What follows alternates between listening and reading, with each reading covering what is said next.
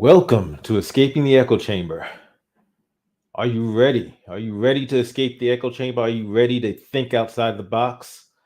Let's go. This story has been, well, the entire, there's been a lot of talk around, Black Lives Matter and the Black Lives Matter organization, the movement, the hashtag. That's why what's happening now is pretty interesting. Pretty interesting. Um,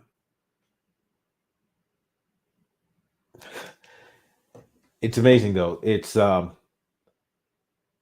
last year there was some stuff revealed, even though and here's the thing to be clear about. As of right now, it's stuff that looks bad, but nobody but there's not explicit claims that fraud has occurred, criminal fraud. So but hey, let's start talking about just Black Lives Matter to begin with, because and this is the greatest part that I feel is going to be lost, is the action, whatever the actions are of people in this organization, it's going to be used to discredit the entire idea, to minimize it, and to distract from the entire idea. So let's talk about Black Lives Matter, because of course, as an idea, Black Lives Matter is absolutely 1,000% true. And the formation, the idea of where the hashtag was formed, in terms of Black people who are getting killed either by law enforcement or by private citizens in the name of law and order, the Trayvon Martin case, this is a real issue, because Trayvon Martin was murdered.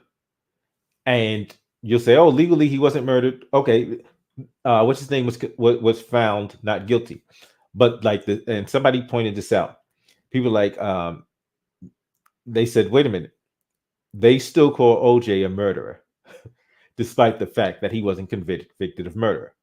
So when you say, when you're using that term, it's not from a legal standpoint. It's from this is my opinion, and basically the facts. Uh, it's clear that they absolutely botched the case. And I think they botched the Trayvon Martin case because they had an agenda. Their agenda was, hey, we need to strike down, stand your ground, and we don't want that to be a thing. They were more concerned with like gun violence and stuff like that than actually having the George Zimmerman found guilty for what he did. Because as I always said, stand your ground definitely applied, because that's what Trayvon was doing. Trayvon was standing his ground. Trayvon had been stalked, followed by an armed man for a long period of time. He first just kept walking, then he actually ran and tried to escape this armed man, who then got out of his vehicle and chased Trayvon down an alley. So, if we're talking about George Zimmerman's account of the situation, by Zimmerman's account, Trayvon Martin was standing his ground, because he's like, "Oh, hey, I chased him down the thing, and then he jumped out and hit me." Yes, he's running from a man with a gun who was following him in a vehicle, got out of his vehicle to chase him down on foot. He had and clearly had every reason to fear for his safety and fear for his life, because he wound up losing his life. So stand your ground is what is the standard that should have been applied to Trayvon Martin's actions. He was standing his ground, trying to protect his life against an armed assailant. Unfortunately, he lost his life. We move forward to Ferguson, Michael Brown. Now this is when law enforcement gets involved, and it becomes, because the original story is hands up, don't shoot. People will tell you today, oh yeah, stand up, hands up, don't shoot. That was debunked.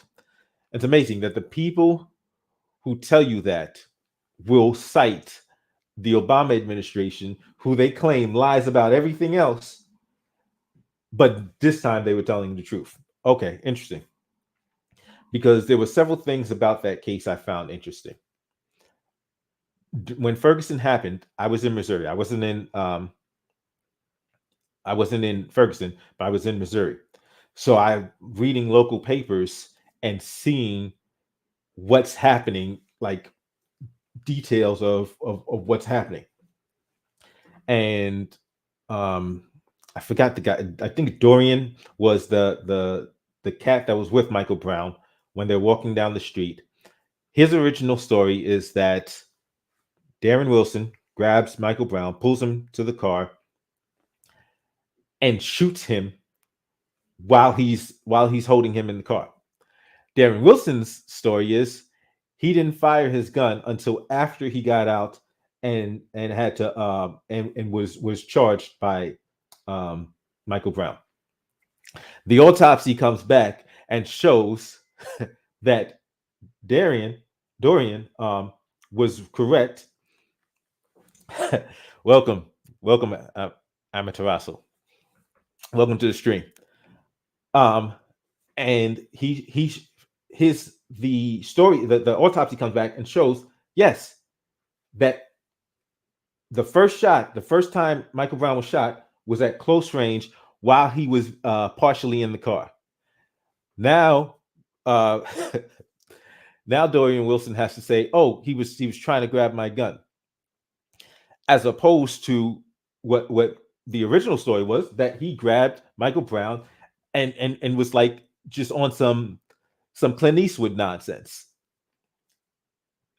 But you know, the DOJ, the Obama's DOJ came forward. I'm not disagreeing with you, Rocket Man. But the DOJ came forward and said, "Oh, okay, we're discrediting the story." And it's amazing how many people on the right who considered Obama and his administration to be liars, they considered Eric Holder to be a liar, but now all of a sudden they're telling the truth. You look at Eric Holder's history as attorney general in because he was an official, he was a public official in DC, and he was supposed to be investigating events of and allegations of police brutality and stuff like that. And even when the investigators on the ground were saying, "Listen, this is bad. This needs to be referred to prosecution," Holder refused to prosecute. So it just shows you the type. Like, this is the type of individual that the right was holding up as, "Oh, well, he's on the left, so he must be anti-police," which is not at all a factor or a characteristic of the Democrats or the Republicans. Democrats and Republicans have been pro-police for a very long time. Why? Because they're big government. They're big government parties. They believe in big government, and as such, to assume that just because it's a Democrat, oh, they're gonna be anti-police. No, that's not true. And the facts, the history makes that clear. But out of Ferguson, there was a lot of the movement gained steam out of Ferguson, because one thing did come out of Ferguson, and it's that it was revealed how much the police department was basically policing for profit. They were using they were harassing regular citizens in order to fund their to put money into their coffers. And this is a factor. This is something we'll see throughout governments, local governments, all over the country. All over the country, you'll see this, where policing, there's a profit motive to policing, to incarceration. There's this profit motive that causes police and law enforcement to actually increase interactions with the community that it doesn't need to have. But that brings us to the question of what is Black Lives Matter? Is it a hashtag? Is it a movement? Or is it an organization? It's all three. And you have the hashtag. You have the hashtag that's on Twitter. That you have people on the right will, people on the left, of course, will use it. People on the right have used it. You know, last year, the year before, during the George Floyd stuff, you actually had Mitt Romney. Mitt Romney, of all people, um, he said, "Hey, Black Lives Matter." Came out and said that. You have you had libertarian candidates, Joe Jorgensen, and that's a it's amazing that Joe Jorgensen, who is running for the libertarian, the president, who was the presidential candidate for the Libertarian Party in 2020, said Black Lives Matter, and there was a bunch of libertarians who then said, and I took that personally. Yeah, because all of a sudden, a whole bunch of libertarians just took it personal that Joe Jorgensen said Black Lives Matter. Okay, that's another story. But you've got the hashtag, you've got the idea, Black Lives Matter. It shouldn't be a controversial idea. But of course, there are people, bad faith actors, who will then try to equate that with uh, the movement or the organization, I would say.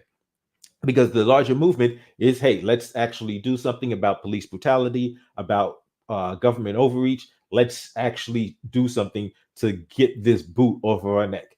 Then you've got the organization, and I should say organizations, because not every Black Lives Matter organization is connected to the national or international organization. So you've got the one that was run and founded by Patrice Cullors, Alicia Garza, and Opal. I'm forgetting her last name. But those three women, because like you have Black Lives Matter of Greater New York, separate organization. He has no, and Hawk Newsom has no connection to that national organization, and in fact, they've actually been at odds at times. So there are differences between the hashtag, the movement, the organization, and the organizations, because there's local Black Lives Matter chapters that are not directly affiliated and have no connection to the larger organization. Let me take a look at some of these chats. BLM Global Network, yeah, you know, yes, because BLM Global Network are the ones that we're going to be talking about today. If you haven't seen the news yet, um, if you haven't seen the news by now, you've had to have seen the news from last year, from earlier this year, and then today, today and yesterday, there's some new information that's coming out. Darren Seals exposed how BLM hijacked the hands up, don't shoot. And that's like Darren Seals. It's amazing of how many activists, like on the ground activists in Ferguson, have died under mysterious circumstances.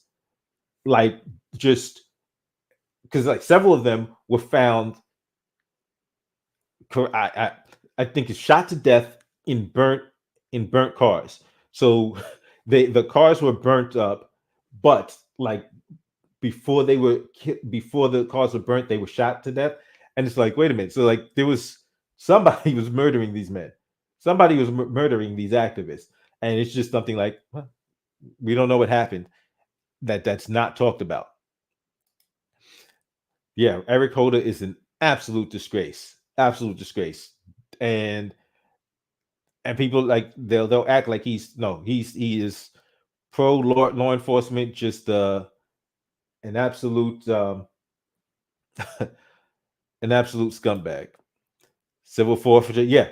So from policing for profit to ticketing to civil forfeiture, there are all kinds of mechanisms that law enforcement has to just generate money for itself.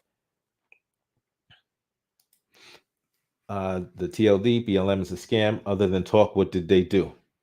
Well, they raised a lot of money and they've purchased things. As of now, a bunch of the stuff, like the stuff that Patrice Cullors had purchased before, it was allegedly from her own money. But now it seems like the latest story is something that was actually purchased with organization money. Joe Jorgensen should have said she supports the slogan, not the organization. Well, you see, she never actually said the organization, but she just said the phrase. And once she said the phrase, people went just I was like, really? Come on. Opal Tometi, thank you. Thank you very much. They bought a mansion in California. And that's the story that's breaking because they did like a YouTube live or something, or a video from in front of this mansion, and they're talking about how hard things are and how tough the struggle is, and they're not mentioning the $6 million mansion that they're having tea and crumpets in front of. Eric Holder is no different. Okay, yeah, that's the AG out of with the Breonna Taylor case. Yeah, it's just other. Yeah, I meant for the black people. Other than that, yeah, I know. I get it. I was being funny. I was trying to. I was trying to be funny. Yeah, like yeah, she does something for herself though. She definitely does stuff for herself. But that brings us to the global network, because I remember when the story broke last year, and she had multiple properties that she had bought, Patrice Cullors, because at that point, I believe Alicia Garza and Opal Tometi had already officially left, the organization, at least left leadership. So she was the last one remaining, and New York Post was one of the papers to break the story about her having multiple properties, and these are some pricey properties, but the response was, hey, in addition to whatever money I'm paid as a salary, and the money that she had been paid for a salary, I think she had at one point stopped getting a salary from Black Lives Matter Global Network. So then it came to, well, money she was being paid for projects, because she was like getting basically endorsement deals and speaking fees and stuff like that. So money she was making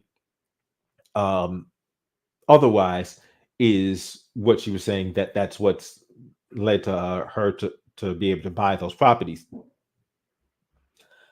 That's what led to her being able to buy those properties. And that was the interesting thing at that point was, she's on record, like they had called themselves trained Marxists. And people were like, wait a minute, but if you're a Marxist, like what's with all of the appearance of the capitalistic, the capitalistic activity? So you're buying all this property. And she had said something about, well, I've got to take care of my family, and there should be nothing wrong with that. And the pushback is, well, that's what people who aren't Marxists say. Like, I want resources to be able to get nice things for my family.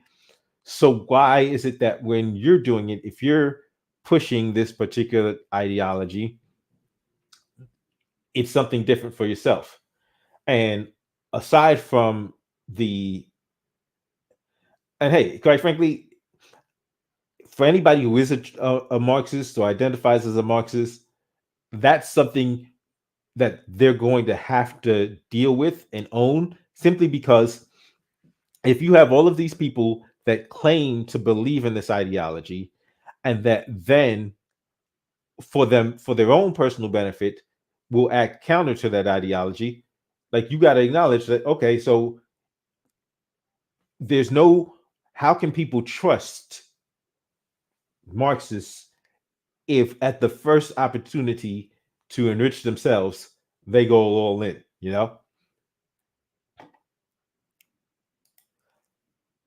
Patrice Colors properties have a wall around them too. Yeah, that's what's really interesting. It goes very contrary, quite contrary to the things that to this idea of what you're supposed to be about. But the article is out today. So the $6 million house that they have um, is a 6,500 square foot house with more than 6 bedrooms and bathrooms, fireplaces, a pool, and parking for more than 20 cars. Wow. So they said the property was purchased in October of 2020, and they're saying it was purchased with funds that from the that had been donated to Black Lives Matter Global Network Foundation. So that's the organization that is being accused of actually purchasing this property, these properties. Well, yeah, this property. So, like, different with the other scandal where the money was supposedly from Patrice Cullors herself. This is the foundation's money. So they're saying it was purchased. They said they said ownership was transferred to an LLC in Delaware, which would stop the owner wouldn't be disclosed, because now if the ownership is transferred to an LLC, that would be the owner that shows up, as opposed to the organization. um so let me see. Money is older than any belief or ideal or slogan. Yeah, and that's the thing. If people are going to do that, then that's just another reason. That's another that's another example of how they just you can't trust these so-called um, these people that are claiming that, oh yes, let's just have it for the people, and that means that once they're in control of it, they'll it's that all animals are created. Some animals are more equal than others. Isn't that what from Animal Farm? Marxists do not believe in private property and want to abolish all private properties. Yeah, but then if the same Marxists, as soon as they get a chance, want the most lavish, the most extravagant, stuff for themselves, then that shows that exposes a fundamental flaw within the ideology, that you're entrusting somebody to manage it. Oh, I'm not going to own it. I'll just manage who gets access to what, and they'll make sure that they get the most plush, the most extravagant, the most, you know, um, locations and properties. It's just never trust anyone who needs you to like them. But yeah, so when you look at so after this, yeah, the money was transferred to the property.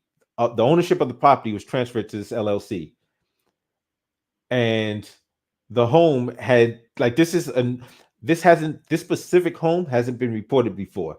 So a lot of people were looking at this and thinking, oh, that's old news. They already talked about that. Patrice bought it with her own money. It's like, no, this is a separate property. This is not the property that they had been talking about, the properties that they were talking about that Patrice had purchased earlier.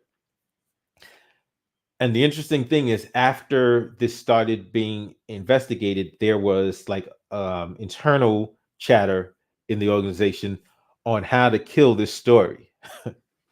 So one of the things that they were saying was like, well, how to kill it or how to spin the story, because they were wondering, okay, so can we spin this to saying, okay, it's just for like an influencer house, or it's used as a creative space, and then there's internal communications where they're saying, but if that's going to, before we push that story, you have to make sure we can legally use it for those purposes. And my point is, that's probably something you should have figured out before you bought the house. Like, if you're going to use the donated money, donated funds, organization funds to purchase this for specific use, or even not even for specific use, if you're going to do that, you should know off the top whether or not it's legal, whether or not you can legally do it with the organization's money, and if you buy it with the organization's money, what you can legally use the property for at that point going forward. Because trying to figure it out after you spent organizational money on this property is a huge problem. Like, that's just it's ridiculous. So that even if it turns out that now you're going to assign, okay, this is what we're going to use it for, because now you've done the research.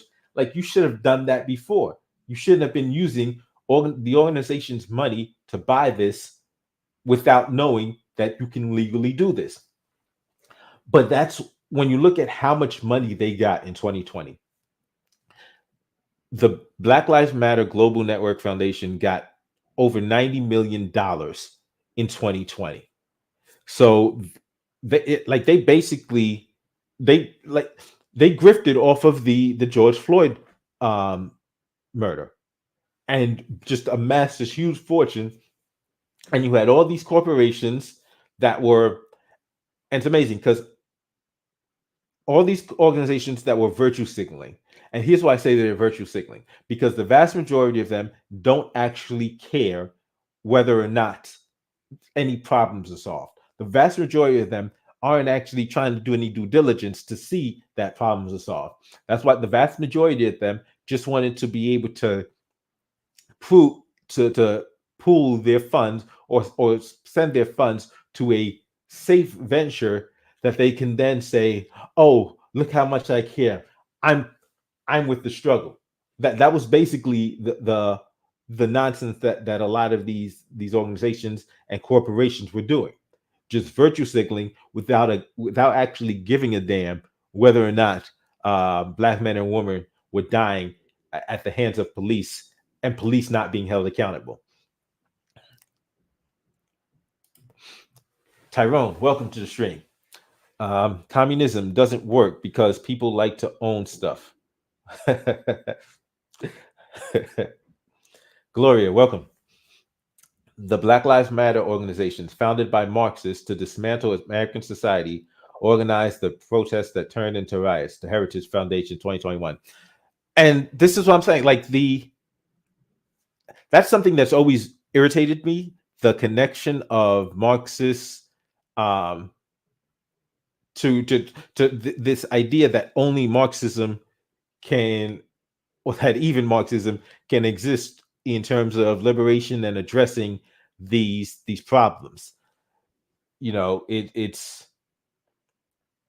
but we see how quickly these trained Marxists become avid capitalists. pretty quickly. Enough millions start pouring in, and suddenly trained Marxists become avid capitalists. The TLD. My mom always told me to at least get the lie straight ahead of time.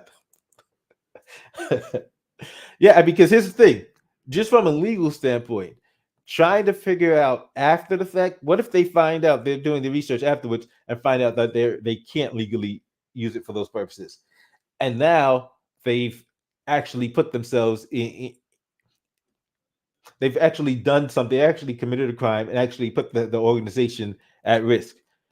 It's like, if you actually care about the organization, if you actually care about achieving certain things, like, that's a pretty big something you should be paying attention to, making sure what you do complies with the law that's in existence, as making sure your organization's activity complies with the law, because you don't want your organization getting dismantled.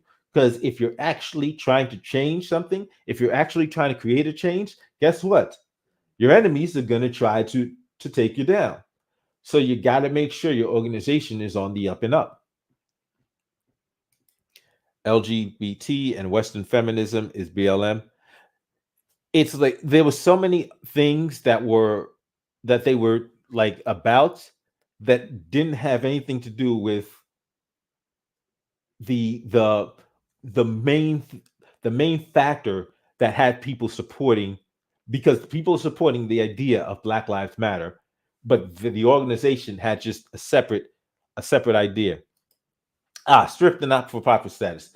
I'm glad you reminded me, because there's more. So there's, in addition to this story, because before we get back to the this house, they already have problems in California. Um, so in California, they have the DOJ, the California DOJ, actually started conducting investigation and saying, "Hey, like y'all have to stop accepting donations." So now this is it's amazing how much the once people start just looking more closely at the organization and its funds, its money, just following the money, that more and more is looking like clearly this organization was not on the up and up, or not even doing the work that it claimed to be about. Because aside from anything, let's say everything is legal. Let's say everything they're doing is legal according to the letter of law. What are they actually accomplishing? What are they actually doing? Because, like we talked about, the the um, the activists in Ferguson, you got activists on the ground that were saying, "Hey, we have organizations. We need money. We need funding. We're trying to get XYZ done. So we're trying to we have an organization, because Black Lives Global Network now is supposed to be providing grants using the tens of millions of dollars it has, because it had like it's still at $60 million on the books, I think in 2020. But using all of that money it had, they were supposed to be distributing that and giving grants to other organizations doing the work. But the problem is, if these people at the top of this organization aren't even about the work, then you can't trust them to properly distribute the money to those that are actually going to get stuff done. But yeah, I mean, so activists were complaining, "Hey, we're trying to get work done. We're actually on the ground. We're actually fighting against over policing, police brutality. You've got family of dead people that died at the hands of law enforcement that aren't receiving any support." And they're like, "What, you're fundraising off of our dead loved one's name, but you're not doing anything to help us actually accomplish some change." But now when you talk about you go back to what happened in California, uh this was like February. This was starting to be reported on, where the Department of Justice was telling them that they were delinquent in filing their information. So they're supposed to, as a nonprofit organization, a nonprofit corporation, they're supposed to be filing financial information on a regular basis, and they were out of compliance, and said they had failed to submit their required annual reports. So, because other people were starting to look, and once you're dealing with over $90 million, people are going to look.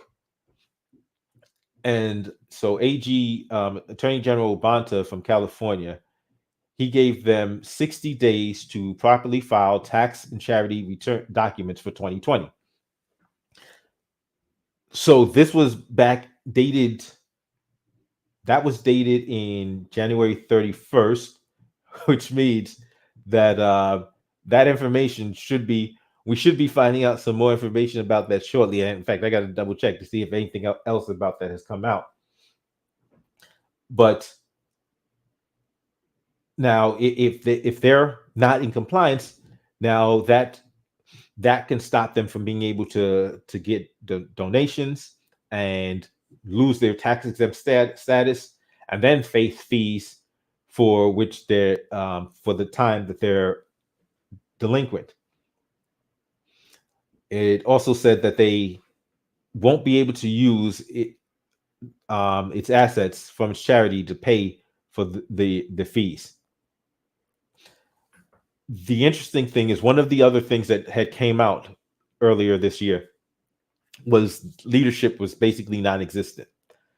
So you had, once Patrice Cullors stepped down, there were some people that were supposed to be take leadership, and they had named some people as potentially being considered, but those people never actually accepted and rose to leadership. So it was like they were saying it's a ship without a helm. It's a ship with no one at the helm. And now remember, this is a this is a very expensive ship, because this ship has a lot of money in its accounts and a lot of assets under its control. But like, who's running it? Who's in control right now, and what's going on? So let me look at some of these. Okay, strip the not-for-profit status. If solutions were implemented, the money dries up, and that's, you'll see that so many times with some of these organizations, and definitely with these political parties and politicians. They're not actually interested so many times about solving a problem. They're interested on fundraising off of the problem. So because a problem exists, that gives them the ability to keep saying, hey, this problem is here. And in fact, as the problem gets worse, they get to send out these emails saying, oh, wow, so another black man was killed by police, shot 500 times, and the attorney general is refusing to process. The prosecutor is refusing to hold them accountable. We need to raise $1 billion by the end of the week, and people will send money. This is all an example. People will send the money, and like the worse it is, the more money they get to get sent in. And at no point did they actually say, they were actually describe or outline what they were going to use the money for and what they were going to be accomplishing. And that's the problem with these organizations. But also, that's when we have to stop supporting anybody, whether it's an organization, a politician, a party, that's just fundraising off of a problem, fundraising off of misery, just profiteering off of tragedy and chaos. Because if they're not actually offering solutions, if they're not actually telling us, okay, so what are you actually going to do? Okay, then why are we giving you the money? Why would we donate money to you if we have no idea what you're going to do with it? And if you have no idea what you're going to do with it, if you have no idea what you're going to use this money for and how you're going to use this money to accomplish any goal, then why are we giving you money? I believe all nonprofits should have a grading scale similar to a posted health score with a clear posting of expenses. I see what you're saying. But ultimately, we have to be like, in other words, and it's between us, the media.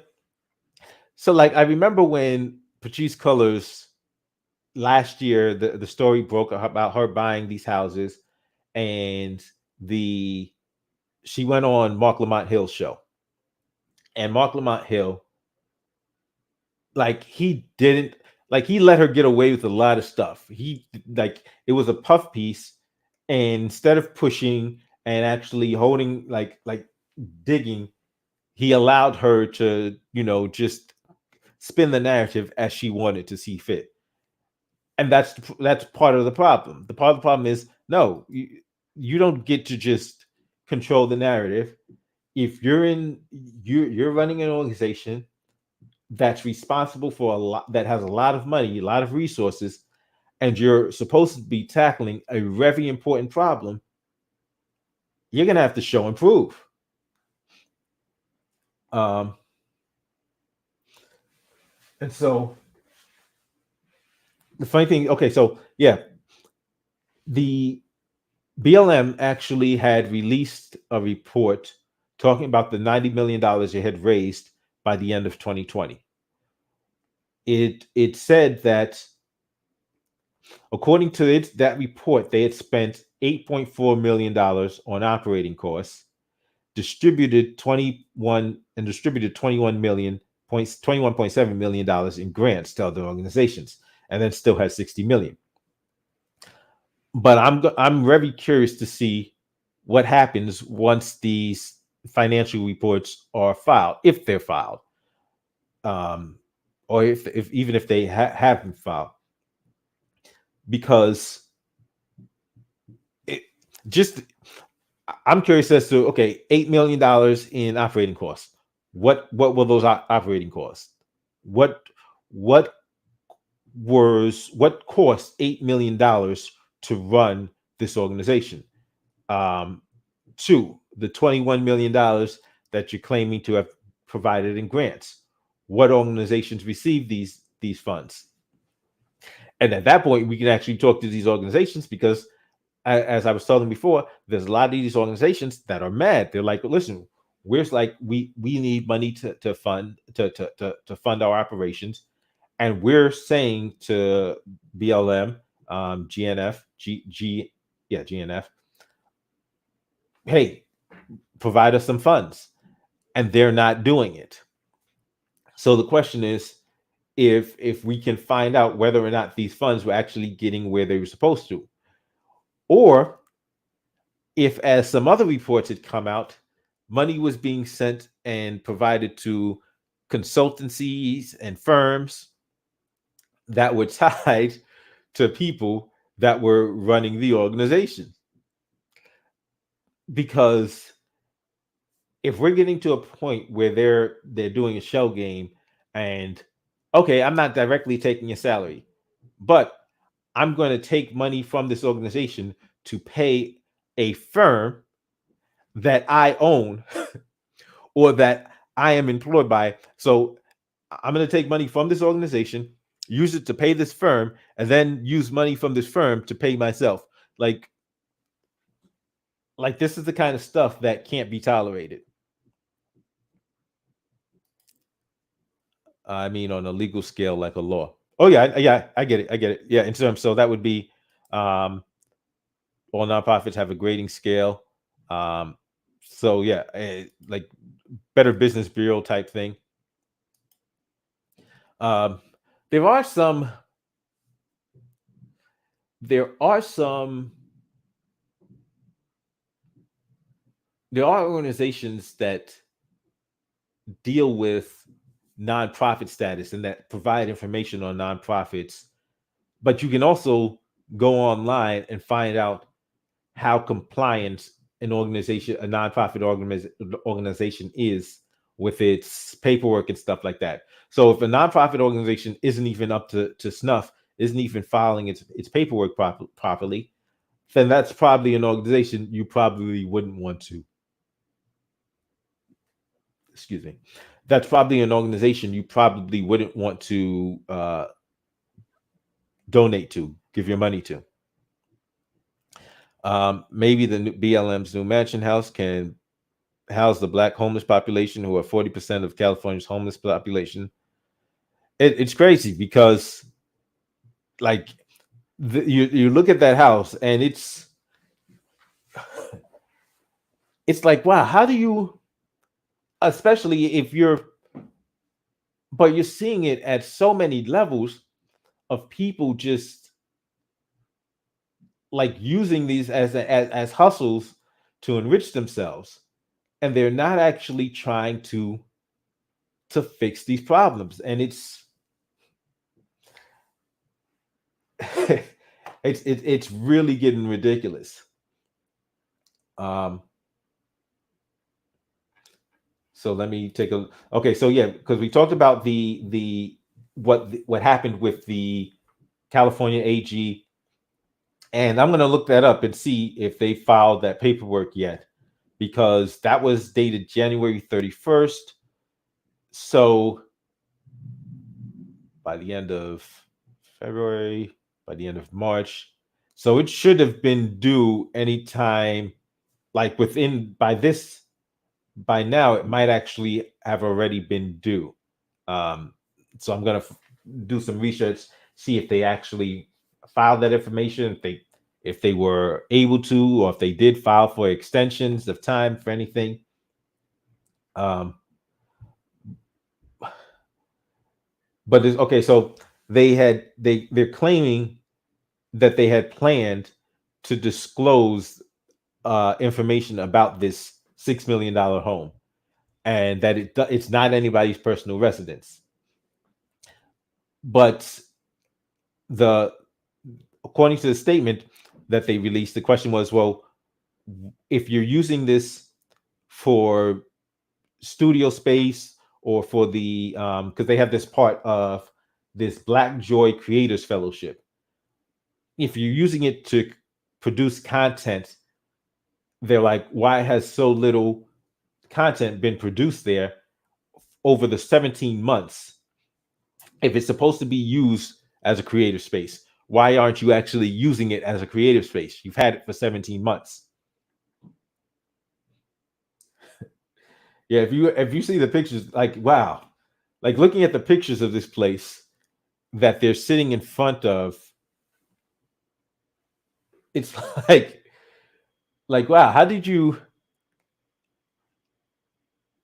Let me see. Hey man, welcome Kenny, welcome to the stream. Masikista, very frustrating. Welcome to the stream. Yeah, it's frustrating, and it undermines the bigger picture.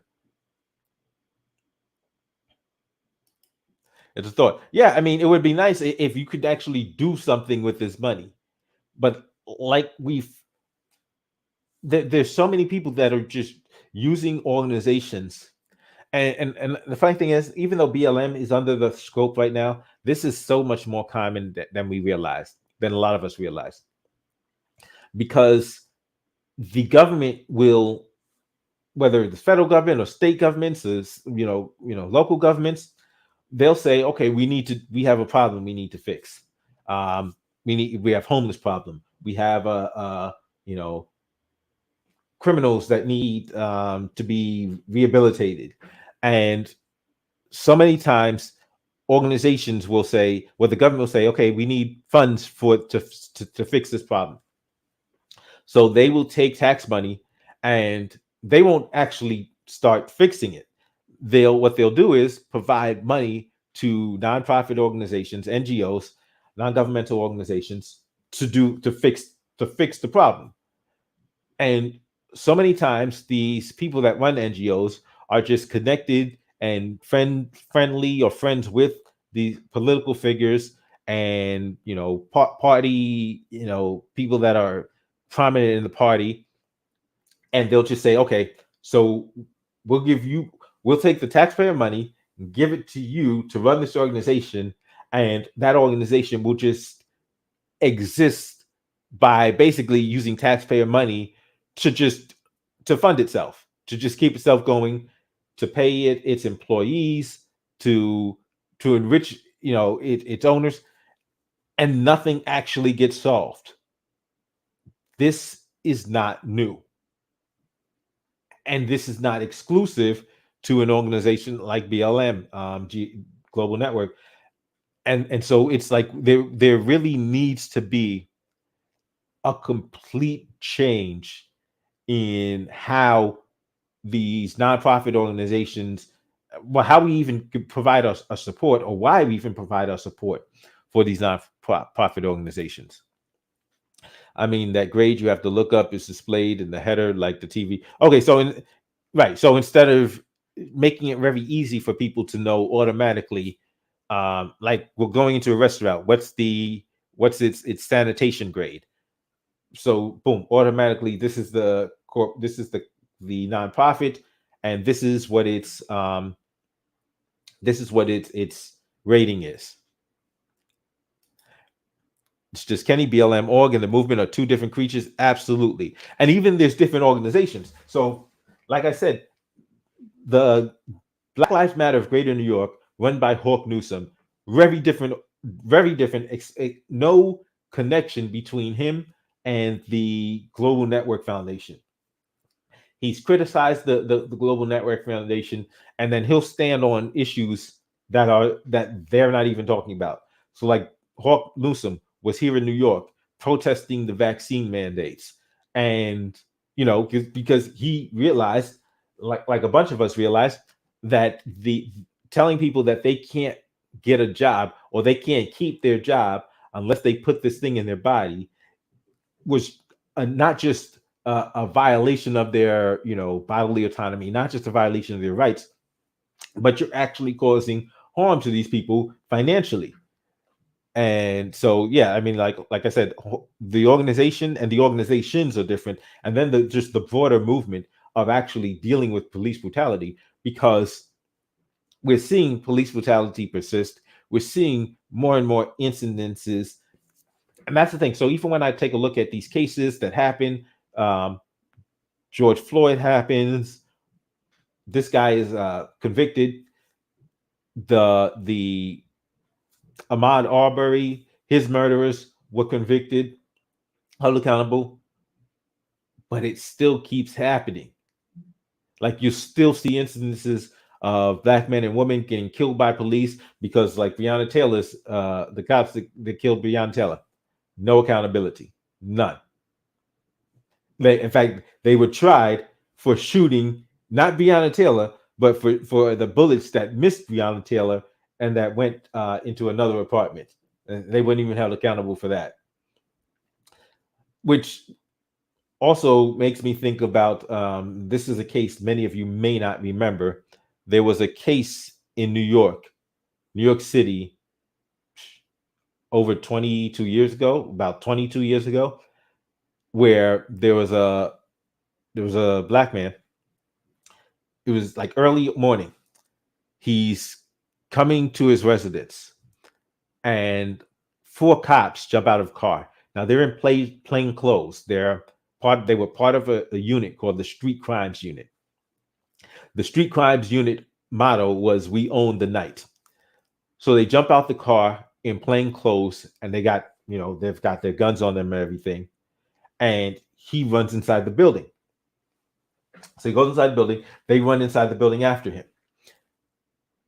They pull out their guns, and then he hands over his wallet. They start shooting because they thought his wallet was a gun. Not only, correction, they didn't just think his wallet was a gun. They thought he fired at them with his wallet. That's what they claimed. They claimed that he fired shots at them with his wallet. So in addition to thinking his wallet was a gun, somewhere they saw a muzzle flash and heard gunfire. They shoot him. They fire 41 shots at him. He gets hit 19 times. So 41 shots hit him. Sorry, 41 shots were fired, 19 shots hit him. Now, the fact that 19 shots hit this man and murdered him is bad enough, but that's 22 shots that went, like, where did those other 22 shots, like, how many other people could they have killed? 22 shots that didn't hit the man that they were wrongfully firing at. 22 shots and no accountability. I remember at the time Sharpton was, and at that time I got to look at Sharpton as nothing more than controlled opposition, because it should have been, like, there's no way that should have been allowed to continue, because what happened was they wound up taking the case. This happened in the Bronx. They wound up taking this case out of the Bronx, tried it upstate, and these 4 cops were found not guilty. In fact, one of them, not too long ago, a couple of years ago, was still in the police department and was supposed to be getting a a promotion to sergeant or something like that.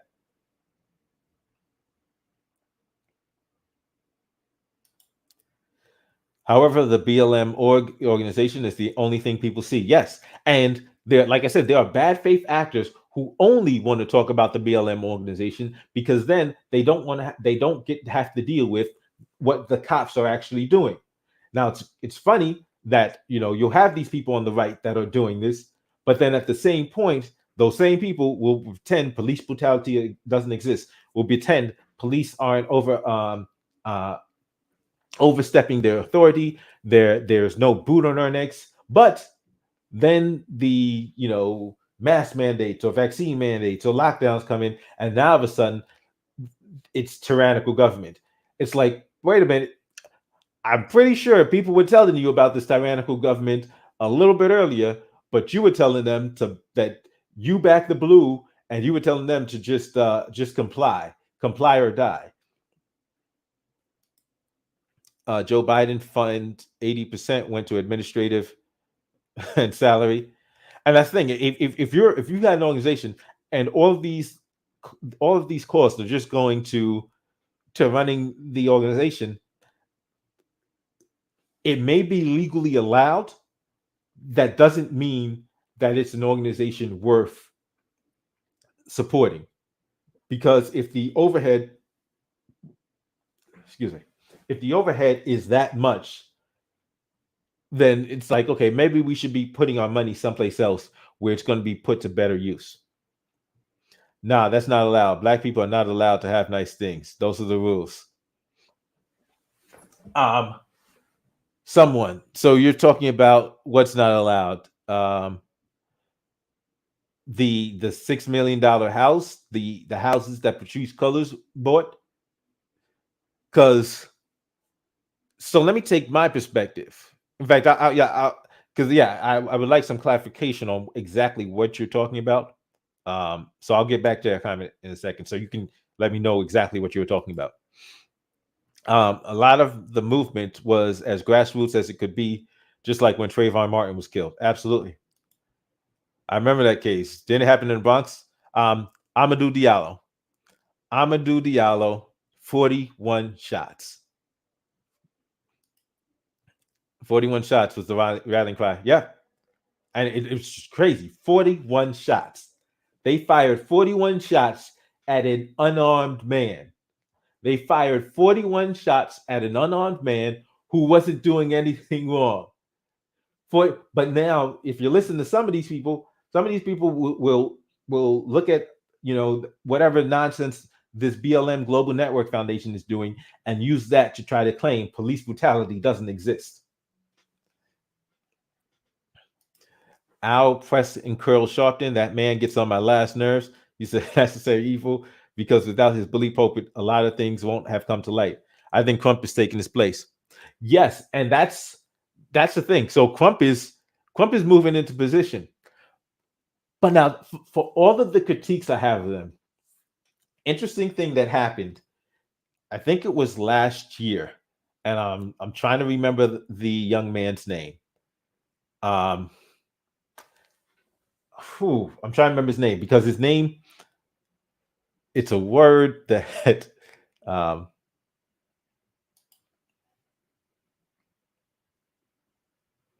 okay, so no, Amadou Diallo was the one that was killed. I think the one you're talking about was the one with the plunger. What's this cat's name? Justin Volpe was the cop that did it to him. And Justin Volpe went to federal prison for it, and he's out now. But man, I think it was a Haitian cat, the one that with the plunger. Wow, my mind is really going. But yeah, Justin Volpe was the cop that got convicted for sticking the plunger in that guy in the precinct. They took him to the precinct, took him to the bathroom, and then brutalized him. And once again, so like I said, it's funny because you have these people. You have these people that will claim, there's no police brutality, and then they'll talk about how many black people were shot to death by police, and then ignore the fact that you have cases like that where a guy in police custody is taken into the police precinct's bathroom and brutalized with a plunger. Like, but that doesn't exist because he wasn't shot to death. Okay, someone. When black people try to do something right, somebody has to screw it up. I mean, the $6 million house and people exploiting course. Yeah, I mean, and that's what I'm saying. It's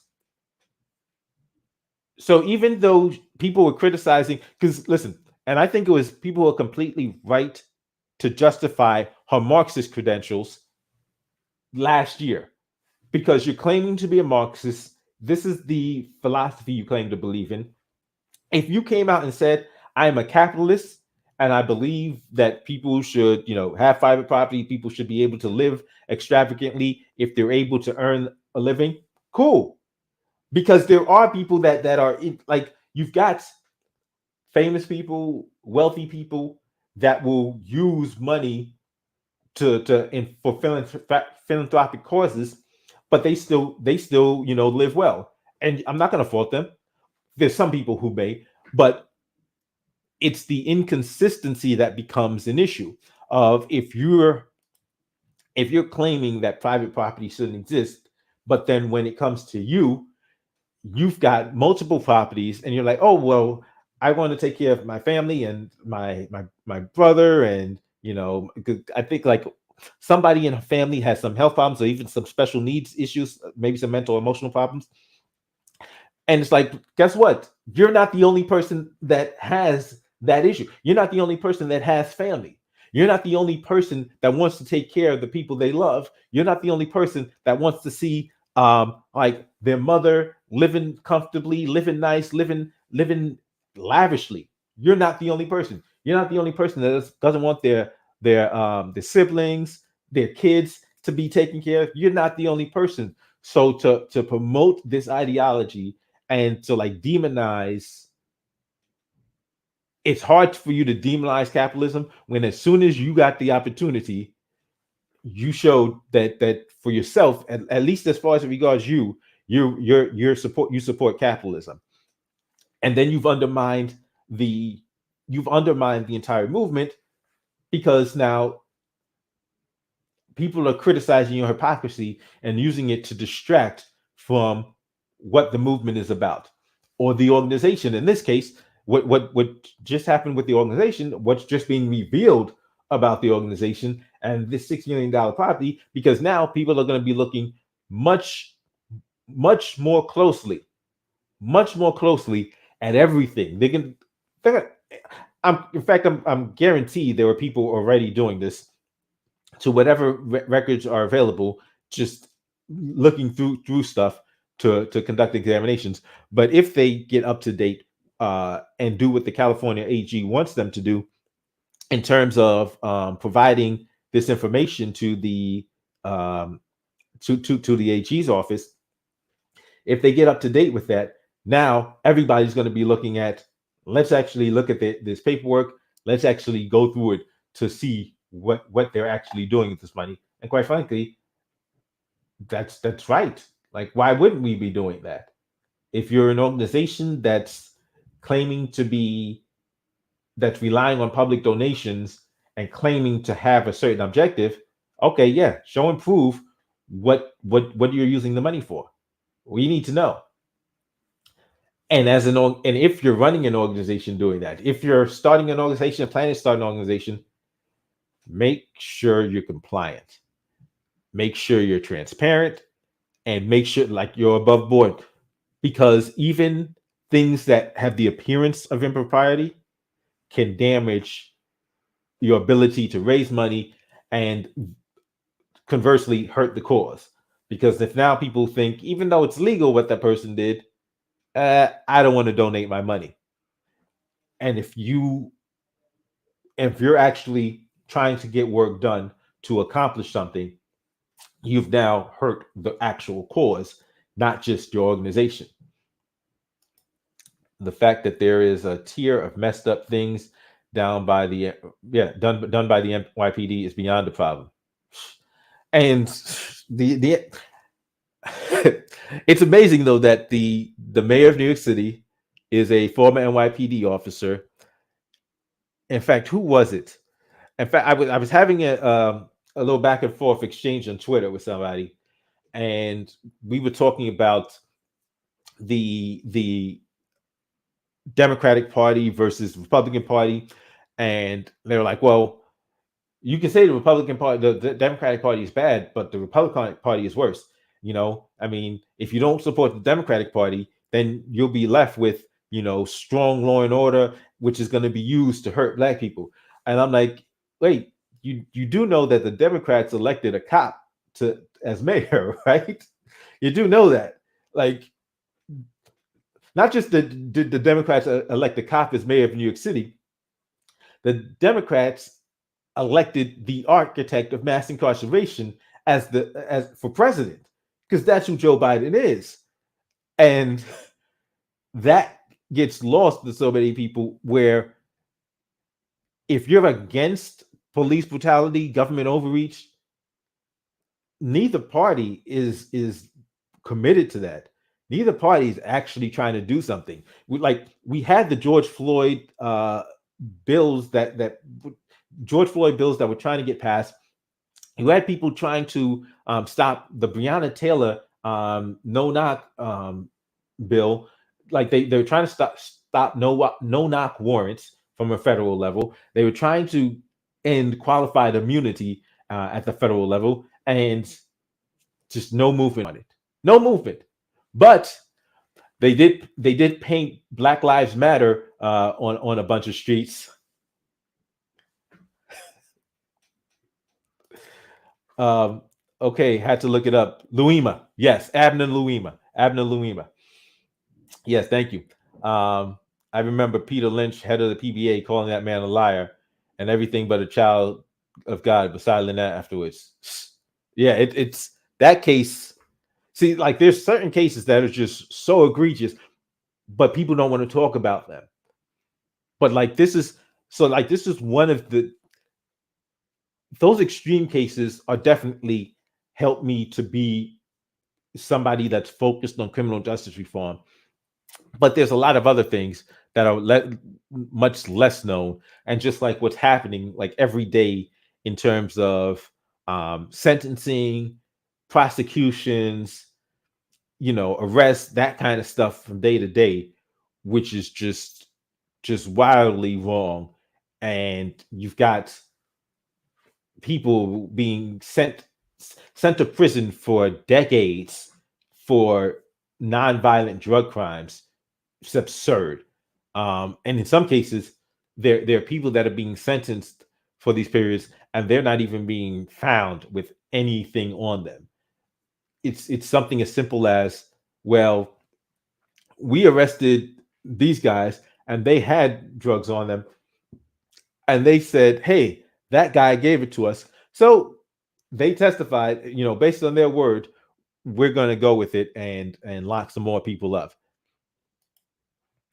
I personally think that the BLM organization hijacked a movement that was already starting to form. And that's a really good point. Like, there are people that don't want to actually see progress. And I believe a bunch of those are people that are high up in the political establishment. And so they like to see an organization that isn't actually going to solve a problem. They will love to see an organization that can be promoted, that can gain a lot of attention, that can gain all this money, and then do nothing for the people with it. Because, like I said, they don't actually want to solve the problem. These politicians don't actually want to solve the problem. These politicians don't actually want to stop. Just take a look at Eric Garner. Eric Garner here in New York City, Staten Island. In Staten Island, Eric Garner is approached by a bunch of cops for allegedly selling loose cigarettes. Yes, the cops murdered a man for selling loose cigarettes. They go up, surround him, jump on him, choke him to death, and everybody's like, okay, the cops was out of pocket. Yes, absolutely. But who made the law that selling loose cigarettes is a crime? Huh? That's what a lot of people didn't want to talk about, because New York has an issue with this thing called sin taxes. And what New York City does is it charges a whole bunch of extra money in taxation on cigarettes so that the city can gain money. And that same thing I was talking about earlier about how they just take money and then funnel it around to these NGOs, and it just becomes, it's a Ponzi scheme basically. But what they do is they're taking all this money from taxing cigarettes. So where a pack of cigarettes, and if you're not in New York City, you'll probably be surprised to know that a pack of cigarettes in New York City is over $20. One pack of cigarettes, over $20. Why? Because of the taxes. So what a lot of people were doing is they would buy cigarettes out of state, come in, bring them to New York, and then sell them cheaper. And New York City didn't like that because they weren't getting their cuts. And that's why Eric Garner was murdered. Now, mind you, Bill de Blasio, the mayor of New York City at the time, who decides to go ahead and he's doing photo ops with Eric Garner's family and talking about how sad this is. Bill de Blasio advocates and gets put into place a higher sin tax. So the sin tax was X amount of dollars. They increased it. I think they doubled it. They doubled the sin tax on cigarettes after Eric Garner's murder. Think about it. After Eric Garner was murdered for selling cigarettes, for selling loose cigarettes, the law that got him murdered, they actually doubled down on it.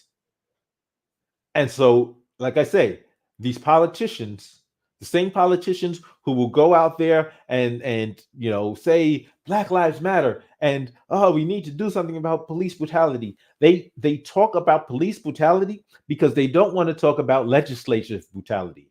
They don't want to talk about politician brutality. They want to talk about police brutality because they don't want to talk about the fact that police are following orders. Who's giving the orders? They are. Your mayors, your governors, your city council people, your assemblymen and your senators. These are the people that are giving the orders. But they only want you to look at the cops. They don't want you to look at them. They are the ones that are getting these people killed. They are the ones that are snapping their fingers and ordering these murders. Let me look at some of these comments. Lima, I personally think that, okay, yeah. When people ask me how I felt about BLM, I always responded, I support them, but I wouldn't support them financially because of the leaders. I just had a feeling that they weren't who they claimed to be. Absolutely. And so, like, that's why I was, at the outset, if you're new, in fact, feel free to hit the like button if you're new in. As they're these the movement, the hashtag, the sentiment, the idea of Black Lives Matter is different than this organization, and particularly the Global Network Foundation. It's different. And so the problem is that bad actors will try to equate the two. And so that if somebody says something, just like if all they say is Black Lives Matter, they'll say, "Oh, but they're buying mansions and stuff with people's donations." It's like, wait. Let's separate that organization, the national organization, and the movement and the idea and and there's even organizations that have a Black Lives Matter name, but they're separate. So you have Black Lives Matter of Greater New York, which is separate, completely separate, no affiliation with Black Lives Matter Global Network Foundation. And he's even at odds. Hawk Newsom is at odds with the Global Network Foundation. Trey, oh wow, 66 years for 4 grams of crack. Wow, man, Trey, I'm so sorry about that. Like it's crazy. It's crazy. And that's what I'm That's the stuff that people that isn't as widely known, and that's so horrible. It's like it's ridiculous. These decades in prison for just minor amounts of drugs, and it's unconscionable that this stuff has happened, continues to happen, and isn't being addressed. Wow. Really sorry about that, Trey. Really. Um, Said that they were. After I said that, most of the time people would give me a weird look, like I said something wrong. Okay, yeah. I mean, yeah. It's these organizations are not. Um, yeah, they're really detracting from the message. RIP to his daughter that passed last year. Oh wow, didn't know that. Yeah, yeah. In fact, okay, you're talking about Erica Garner. Yes, yes, I did know that. Yeah, yeah, that's sad. Yeah, it went from $10 to $13, and then the price increased every year. It's crazy. It's crazy how expensive cigarettes are in New York. However, I know like 10 stores where I can get my cigarettes for 9, $10. Oh yeah, yeah, because that they created a black market. So now you're creating the syntax because and like somebody said, it's a tax on poor people because now like poor people they have to pay more for this product that they use, and your excuse is, oh well, we don't want them smoking cigarettes. And it's the arrogance that this government thinks it has a right to tell people what they can and can't put in their body. But once again, the you know this mindset where you have them trying to force the vaccine on people isn't new. This isn't new. They've been doing this for years. But there are people that will pretend as if it just started with the vaccine mandate. And that's why these people aren't actually able to stop it, because they don't actually want to stop the government from having the power. They just want it to be used against other people, not against them. Trey, at this point, I think that both sides are working together to keep us in chaos. I honestly sat out voting for the president because I don't believe in voting for the lesser of two evils. Yeah, listen, I did not vote for Joe Biden. I did not vote for Donald Trump. Um, I was I've never voted. I was never going to vote for Trump after a couple of things he said. Like in 2016, he basically promised to violate every one of the Bill of Amendments in his in his campaign coming up. He basically promised to violate every single one of the the Bill of Rights, the Bill of Rights. Um, the only one he didn't like the Third Amendment was like he didn't. You could tell he was leaning towards it, but he didn't explicitly say. But during his presidency, he said a couple of things that said, "Okay, there's your promise and your attempt to violate the Third Amendment." Uh, but then with Joe Biden, the reason, and I was sick to my stomach when Joe Biden actually won because of his horrible record on criminal justice. And a lot of people don't realize is that crack law, that was Joe Biden's handiwork. The 100-to-1 ratio was Joe Biden's handiwork in 1986. The Anti-Drug Abuse Act of 1986, where he created the mandatory minimum that you would get 100 for 100. Okay, so I got to say this right. That one, the ratio of crack to cocaine to powder cocaine was 100-to-1, or yeah, so that for 500 grams of powder cocaine, you would get the same sentence for as 5 grams of crack cocaine. It was just absurd. And what was really absurd was that his son is a well-known drug user, including crack, but has never been held accountable for any of that. But he had no problem destroying the lives of so many others with these laws. Hello, I hate to be that guy, but I'm convinced they gave us Trump for making them deal with Obama for 8 years.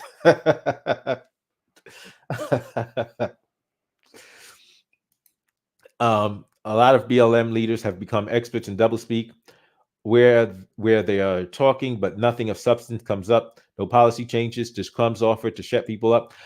And there was actually another Black Lives Matter leader. I forgot out of where, but I think she actually got arrested because she was doing funny stuff with the money. And that's what I'm saying. What this has done is this is attracting just an entire class of grifters, and not just grifters like ideologically, because like I'll call, Candace Owens a grifter, I'll call Brandon Tatum a grifter, because they're ideologically grifting. Like I'm not saying they're actually I don't know if them actually doing illegal stuff. I'm saying what they're selling something that they don't even believe in, just to get money. They're telling people what they want to hear just to get money. But there's a class of people that are attracted to these nonprofit organizations that are like actually doing like illegal stuff, and in some cases just barely legal stuff, but in some cases they're crossing that line and doing blatantly illegal stuff with these donations. They're using these incidents. They know people are very emotionally connected to these incidents, really care about these issues, and they were exploiting people's emotions about this to fund to fund their organizations, and then just funnel it into their pockets. BLM was a scam. B Duncan, welcome to the stream. Yeah, the organization is looking more and more fraudulent. Former drug user. He says that he is in recovery, and I have worked with people in that state, and it's a struggle. So you're talking about Hunter Biden. Well, here's the thing. In 1988, I think it's 1988, like September 7th, something, 1988, Joe Biden gets on national television to give an address to the nation. He's giving an address to the nation because it's a response to George Bush's address to the nation. George Bush had just addressed the nation about the drug crisis. And so Joe Biden is providing the Democratic response, and he gets on TV and he says that, among other things, that George Bush is not tough enough on drugs. Yes, Joseph Biden, the same president, then Senator Biden, then the senator from Delaware, Biden, who is now the president of the United States, Biden, gets on television, gets on public television, and tells the country that George Bush is not tough enough as regards the war on drugs, and that he needs to do more in the war on drugs, and that we need to hold drug dealers, drug traffickers. We need to hold them accountable, but we need to do more. We need to hold drug users accountable, because without them, there would be no market for the drugs. That's what Joe Biden says. 1989. 1 year prior, Hunter Biden was arrested in Jersey, I think Atlantic City, with drugs. And guess what? The case was dismissed, disappeared. No charges, no charges pursued, no jail time for him. And that was a year before Joe Biden, Senator Biden, got on national television and told the nation that we need to hold drug users accountable, because without them, there will be no market for the drugs. That's who Joe Biden is. And all of them love to talk about the pimping preacher in the church. Listen, it's that's what it's like. That's what it's like. It's like when they're stealing just as much. Yeah. So you've got these various hustles, these various grifts, church, politics, nonprofits, churches, where they're just taking money from the congregations, whether whether it's a like a church, a religious congregation, a political congregation, or an ideological congregation. They're just taking money from their congregations and enriching themselves. And it's disgusting because no problems are getting solved. No problems are getting solved. Problems are getting worse. People are looking to these charismatic leaders um, to solve, because they're making them feel good that they're addressing the issue, despite the fact that in most cases they're not actually laying out specifics on how they will address an issue or how they will actually achieve an objective. And that money is just getting put into people's pockets, and the problems can persist. The problems get worse. The war on drugs, the war on poverty. Both wars only hurt people of color because laws were formed that took a generation out of the homes. It was used to strip fathers out of the homes, to lock even mothers. And they actually did a movie on this where there was like an entire apartment complex where they fabricated the drug charges against them, and then and locked all these people up. And it was a movie they made about it, and how finally the truth of that came to light. I think if we hold a real magnifying glass up to the 80s and 90s political world, we will understand. Absolutely. Because it's amazing how many of these same characters keep popping up. It's amazing. It's amazing. It's amazing how many of these same characters just pop up. Like, wait a minute. I know you. Like, you're the same scumbag that did this other nonsense. Yes, people don't want to admit that Ronald Reagan was a horrible person. I'll admit it. It's always funny, and they talk about Ronald Reagan, and they say, "Oh yes, small government," and he was known for that statement. Government isn't the solution, government's the problem. But he supported the federal war on drugs.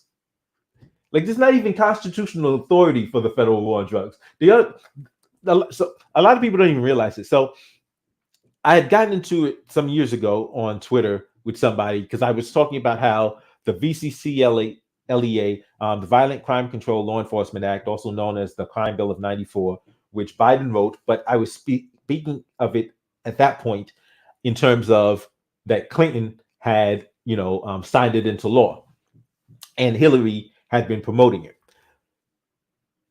So I was talking about how that law just wreaked havoc and it was no good. And the person, that wants to argue against me says, "Well, what's your problem with it?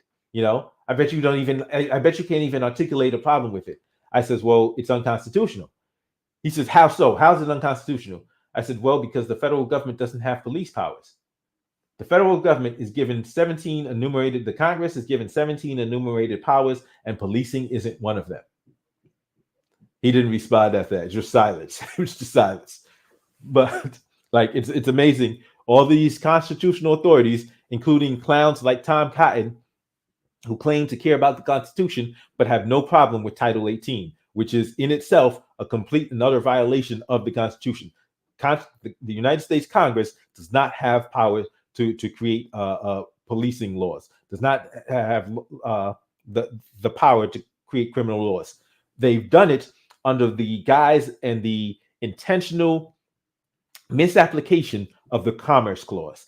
That's why if you look at all of these laws in Title 18, Title 21, the drug laws, you will see that they will always say in and affecting interstate commerce, or engaging in interstate commerce. Why? Because that's what they have to use in order to justify the existence of that law, because they have no authority to just create criminal law. So they have to claim that they're regulating commerce, even when the criminal activity they're outlawing isn't actual commerce. So they've broadened the discussion to say that, oh, well, it doesn't have to just be engaging in commerce. It just has to have a de minimis effect on commerce. This is the stuff that Congress has done and has been doing for decades, and that your your all of these so-called constitutionalists, your Ted Cruz's, your Tom Cottons, your Josh Hawleys, all these scumbags will claim to support the Constitution, but then ignore the fact that Title 18 is a overreach, if it is an exercise of authority that Congress doesn't have. And Clinton was no better. Absolutely, Clinton was. I just the Clintons, Reagan. I hate all of them. I hate all of them. I hate all of them. And hate is not a strong enough word for me. You know, some people say, "Oh, hate is a strong word." No, hate is not a strong enough word for me because these people have actually destroyed people's lives. So while the police are the ones that are on the ground doing it, like I said, there's somebody pointing the finger. There's somebody giving the orders. That's your presidents, your mayors, your governors, your senators, your congresspeople, your assemblymen, your city councilmen. These are the people that are actually giving the orders to these cops that are getting people murdered, getting people killed. And that's the focus. That's what they don't want us to do. They don't want us to stop focusing on the cops. They want us only focused on the cops so that we don't see how much they are responsible for all of this stuff that's happening, because they don't actually want to give up their power. They don't actually want to change anything. They are not just part of the problem. They are the problem. Qualified immunity needs to be banished, but saying that means you're pro-crime. See, qualified immunity, and it's amazing that they'll say, oh, well, without qualified immunity, cops won't be able to do their jobs. So you mean cops intend on breaking the law? Because qualified immunity means that you'll be held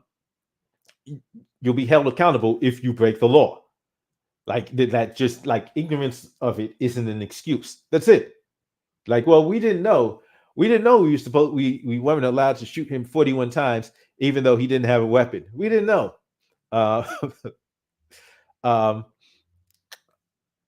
but qualified immunity is just the tip of the iceberg. I think there's other immunities we need to be going after as well. I think we need to go after legislative immunity. I think politicians need to be held accountable for the stupid laws that they are enacting, and not just proposing. If it doesn't actually make it into law, but once it makes it into a law, once you actually have created a law that is harming people, I think there needs to be accountability. Loathe is a stronger word, LOL. I don't think that police and police unions should be able to endorse and fund candidates. It's like a government entity buying a government person.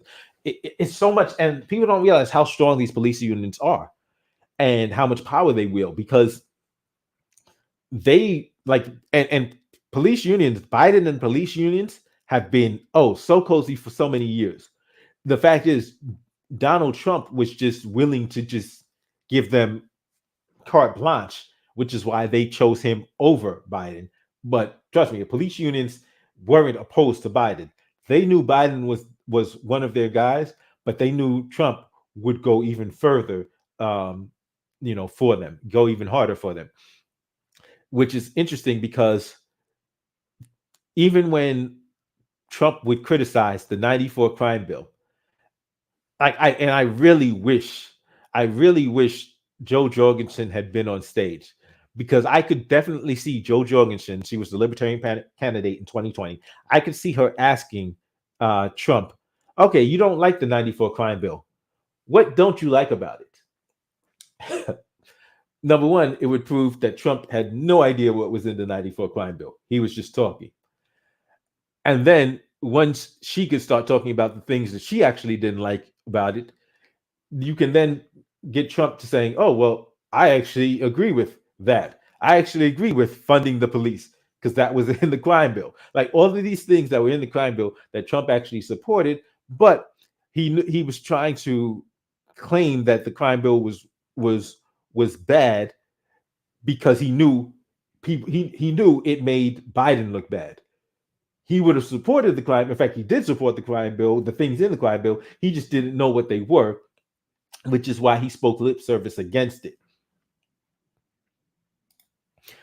Well, unions are funny. Worker unions to the right are bad. However, police unions are good. Amazon out in Staten Island have a union now, and I've seen so many on the right just batter it. That Amazon union. So it's funny because the Amazon union, the they tried to get an Amazon union in I forget the location, but Bernie Sanders and Killer Mike were on the ground trying to get that going, and they fell short. And the people there were talking about how much they were already making, as to why they ultimately didn't support the union.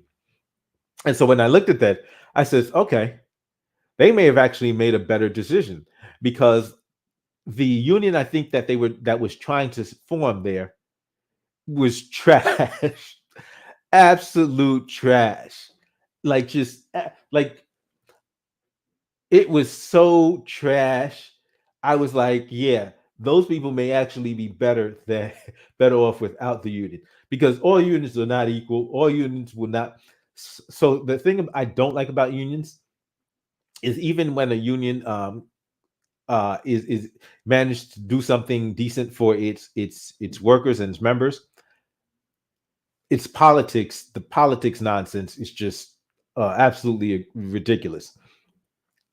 But in fact, I gotta look it up, because if that's the same union that they got here in Staten Island, ugh, they may be celebrating prematurely. If it's the same retail workers union that is in like places like Walgreens and the Wayne Reed, because when I worked at the Wayne Reed for I worked at the Wayne Reed for 30 days before before I was on a interview with another job, because of how trash the job was, the union was. It was just like they I remember the union rep coming and talking about how we were going to get a raise after 30 days, and it was going to be like 15 to 20 cents. And I'm looking at her, and she's like, and she's selling it like, yeah, and after 30 days or 30 or 90 days, you get a raise for 20 cents. And I'm looking at her like you could have kept that to yourself. Like you're saying that like it actually like I'm gonna get excited about that. Like just because you're smiling and you said it excitingly, like I'm actually gonna get excited about that. Um, if you notice the only unions that Biden has spoken to, um, from my knowledge, of becoming president is the police unions. Yeah, he's been a fan favorite of the police unions for years. The only reason why they weren't with him in 2020 is because Trump was like all in for them. Trump was like, the Constitution? Who cares about the Constitution? I'm with you. Kentucky. Thanks, Kenny. By the way, from the Amazon union position, do you think congressmen get enough time to actually do their job? I think it's kind of hard to do something like passing laws when you basically have to run every 2 years to keep your seat. See, that there's a bigger problem with congressmen, and it's there. I know Justin Amash talks about it all the time, uh, and it's basically that they have no power. So the way it's the way the party is running the Congress, and where you'll just have the House leader or the or whichever that minority or majority leader will say, okay, majority leader will make all the decisions, and then you just have to support it. Where they're not even the process isn't even being respected for congressmen to introduce information, um, um, add amendments, have discuss and debate on the stuff. Wait, no, these bills are being written. In some cases, they're not even being written by Congress people. In some cases, they're being written by the industry that wants this legislation. So some lobbyists, some industry, some corporation actually writes this legislation and then gives it to the Senate leaders, like a Nancy Pelosi, or sorry, the House leaders, like a Nancy Pelosi, and she'll just say, okay, her and the minority leader will meet and talk about stuff, and okay, what do you like? And they make a deal. Them and the president make a deal, and then they just go back to their congressmen. The rest of the congressmen say, okay, this is what the bill is. Everybody's supporting this. We're for this. This is what it is. And it's like there's not open debate, there's not open discussion. There's too much stuff being put in these bills where they're using these bills to just add some extra. It's the way it's run is just horrible. So I don't think the problem is necessarily the 2-year thing. I think the problem is that they're not even doing their jobs at all, while they're there. They're just waiting for Nancy Pelosi or the minority leader to tell them, here's what's going on. And then they just support it, or they just make for my constituents, I'm abstaining, or I don't want to support it. I'm voting president, because they're trying to make a name for their constituents and act like, well, I didn't really want to support it, but they made me, even though it failed, there was more support this time. Yeah. But like I said, I want to see if it's the same one. And I think it's like RWL. Let me see if I can find that union. RWLDC.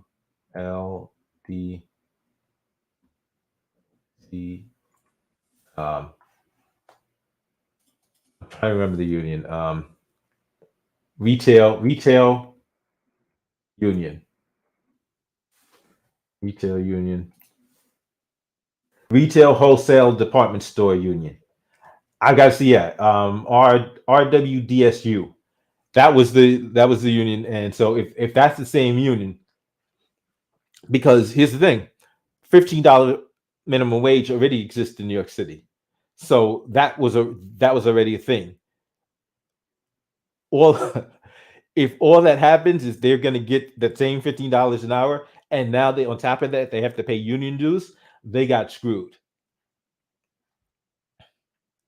Talking about the union in New York, AOC, AOC and a couple of other representatives said they're going to come out there. They didn't show up, and these are people that voted her in her district. I want to take some time. I want to talk about AOC for a little bit. Let me talk about AOC. Here's why. She got called out. She got called to the mat by Crystal Ball. I think it was last week.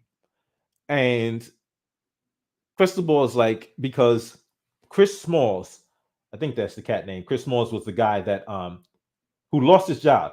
He lost his job trying to unionize, right? And he was trying to get support. He was trying to get support, like he was trying to get AOC to come out and give support, because all of the stuff that AOC keeps talking about, she loves unions. Oh yeah, I'm with the, I'm fighting for the people. Never mind that AOC got the Amazon, is one of the people that got the Amazon HQ out of New York, because they were thinking about coming to New York. They were thinking about setting shop in the Long Island City in Queens.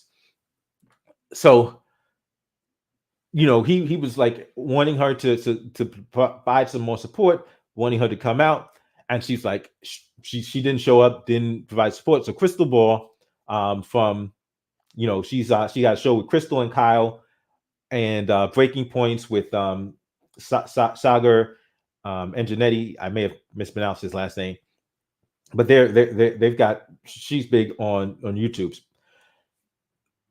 She calls out AOC. AOC is like, oh, well, that isn't even in my district.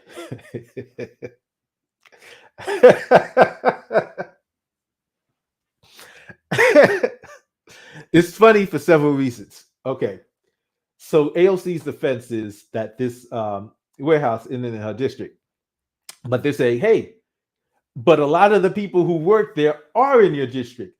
A lot of the people that are fighting for the union are in your district. And you just completely ignored this issue. However, You did take the time to show up to the Met Gala. You did take the time to schmooze and hobnob with all these rich and powerful people, all these rich and powerful capitalists that that you'll make all these virtue signals about they're just evil and wasteful and what about the common man? So you wanted to smooth and hobnob with the elite, but you snubbed these workers who were trying to get something done with this unionization. And they was like, she's like, oh, well, it was security issues.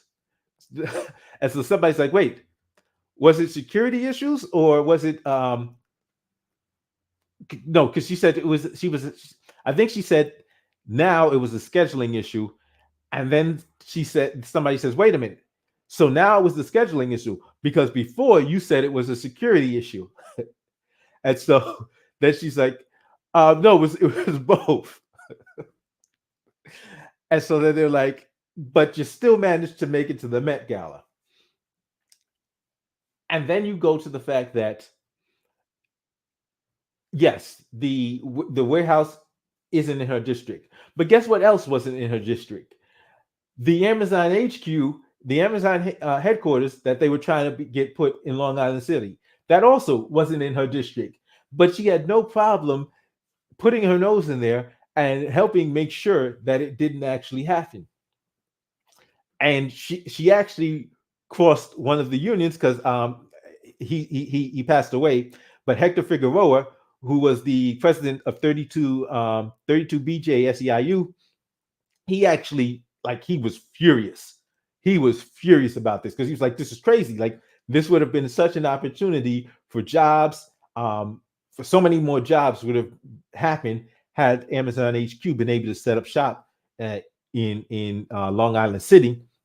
He even did an op-ed on it, and but like she had no problem sticking her nose into that situation and stopping Amazon HQ, even though it wasn't in her district. But now, when it came time to put in the work, because they didn't think, and people are saying that she didn't think it was going to win, so she didn't touch it.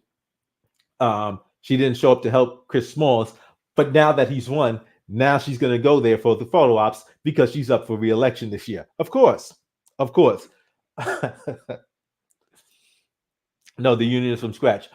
Okay, okay. Check out Status Quo. He was there live on the ground, and they were calling out AOC by name. Yeah, I've seen for a long time. I've noticed that AOC is an opportunist, and so I remember when she first came out, when she first beat Joe Crowley in Queens, she does this interview with I don't think it was Liz Wheeler. It was I think a right leaning woman that was on like PBS. She did an interview and she starts talking about she says a couple of things that are ridiculous in that interview. One of the things is she says that the the because she's talking about wages and stuff like that. I can't remember that point, but she winds up talking about Israel, and she talks about the occupation, and the woman says, "Oh, wait, so you think the Israel's being Palestine and what are saying there's an occupation there?" And she says, well, it's she starts like hemming and hawing, and she's like, well, the woman drills down on this issue, and so AOC ultimately winds up saying, well, I don't, I may have misused the word, but I don't know, I'm not an expert in this area, foreign relations. Now, and let me just look this up real quick so I don't get this wrong. AOC has um, AOC is a college graduate. Now they talk about AOC being a former bartender because like they're trying to make her look stupid, and like don't be disingenuous. Yes, she was a bartender. She also is a college graduate. She also has bachelor's.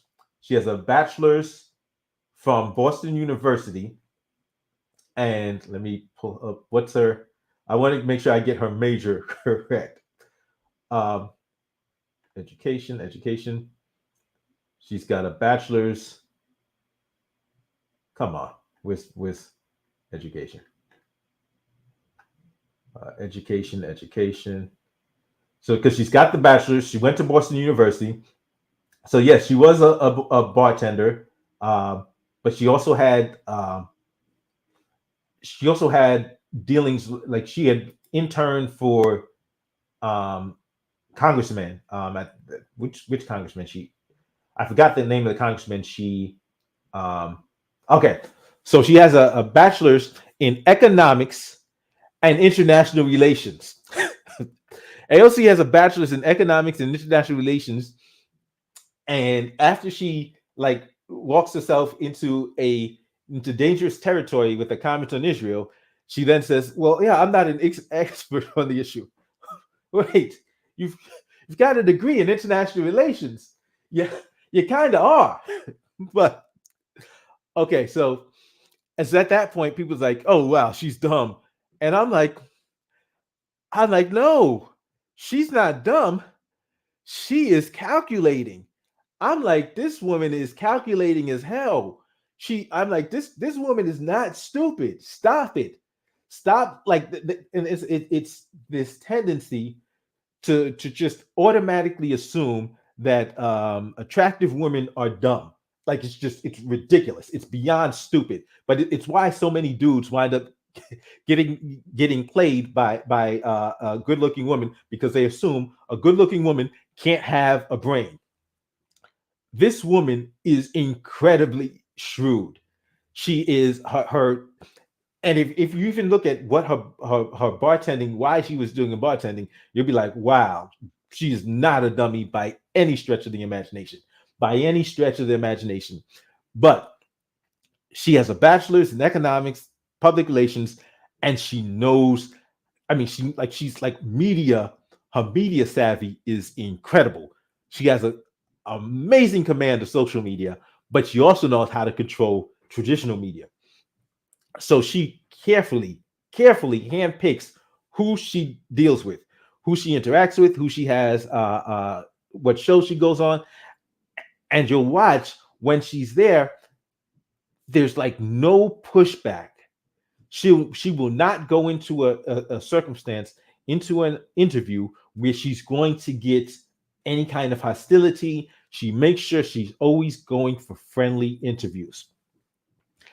And so that was the like, even in that interview where it was friendly, that one issue that the woman put some pushback, you automatically start to see cracks into what she actually believes. So you realize that, wait a minute, she's just saying what people want to hear and then hoping that nobody digs deeper, because so many times you'll see her say something and it's vague. She'll say something vague and the reporter will make an assumption like you're not doing your job as a reporter, as a journalist, once you do this, because if there's any vagueness, your job is to clarify. But with her, time and time again, she'll say something vague, something non-committal, and they will then summarize it to say something that she didn't explicitly say. So then when people criticize that thing, she gets to say, oh, well, no, I didn't say that. I said, I just said, like, I gave a hypothetical, but I never committed to this particular position. Like with the 2020, with that first bill, that first relief bill. And she says, yes, I didn't endorse it. And reporters went ahead and reported that she didn't vote for it. That's not what she said. She didn't say she didn't vote for it. She said she didn't endorse it. And she does this all of the time. And you'll realize how shrewd this woman is. And so um, I've watched over the years how shrewd she is, and how I was talking about Crystal. Crystal and Kyle Kulinski, they've got their show together. Kyle Kulinski is one of the founders of Justice Democrats. Justice Democrats is the reason why AOC got into power, because what Justice Democrats did was they created a template. They created the the can the basically the position, the platform for these candidates to run on. They created the platform, and then they just needed candidates. Do you support this platform? To come on and support this platform. So they had the platform set out for her. All she had to do was come on and say yes. Memorize what the bullet points are. Go do your interviews. But once she got into power, once she got into office, she starts getting rid of people that are committed to that. So her Justice Democrat people, she started getting rid of them and started bringing in staff from more establishment types. That's when she starts calling Nancy Pelosi Mama Bear. So originally she was, I'm going to fight. Then all of a sudden she's, oh, well, Nancy Pelosi is doing so much, refusing to, because there was a big fight on the left in terms of the vote, like withholding their votes in order to get concessions, withholding their votes for Nancy Pelosi as Speaker of the House in order to get policy concessions, United policy concessions, just votes, just to get votes on certain policies, including Medicare for all. But these are things she claims to support. But once she got into power, she just like doing nothing or next to nothing to actually push those things forward. She's a careerist, she's an opportunist, and she is a very, very shrewd woman. Like, do not get it twisted.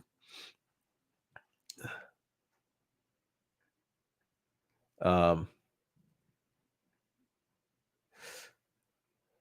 the unions from scratch. There should be limits. There should be term limits for all branches of government, because with lifelong time in office brings forth corruption. I think that these are just corrupt people, number one. Number two, I think the problem is the amount of power that the government has. The government has too much power to control too much. That's where the corruption comes in. So there are some people who say we need to get money out of politics. I say we need to get power out of government. You get power out of government, and you won't have companies trying to buy politicians, because the politicians won't be able to rig the game for them. But as long as companies are able to rig the game for corporations, for people, for whoever, you're going to have the all types of corruption trying to control politicians. It was not an AOC district. Yeah, it wasn't. Yeah, it's not an AOC's district. But like the funny thing was that she had no problem. She has no problem doing a whole bunch of other stuff that's not her district, including protesting the Amazon HQ, which was going to be in Long Island City, which also isn't in her district. Trump enacted the First Step Act for federal prisoners, and he also brought companies there to give those who were released from jail jobs. So Trump knew of many things that was in 19. Okay, so here's the thing. Trump didn't write of course, Trump didn't write the First Step Act. He just signed it. I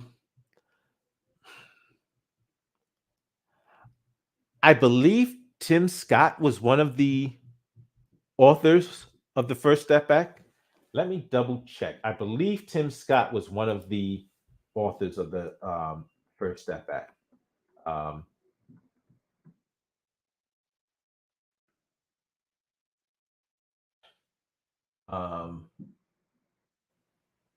Doug Collins, May 7th, 2018. Doug Collins? Okay.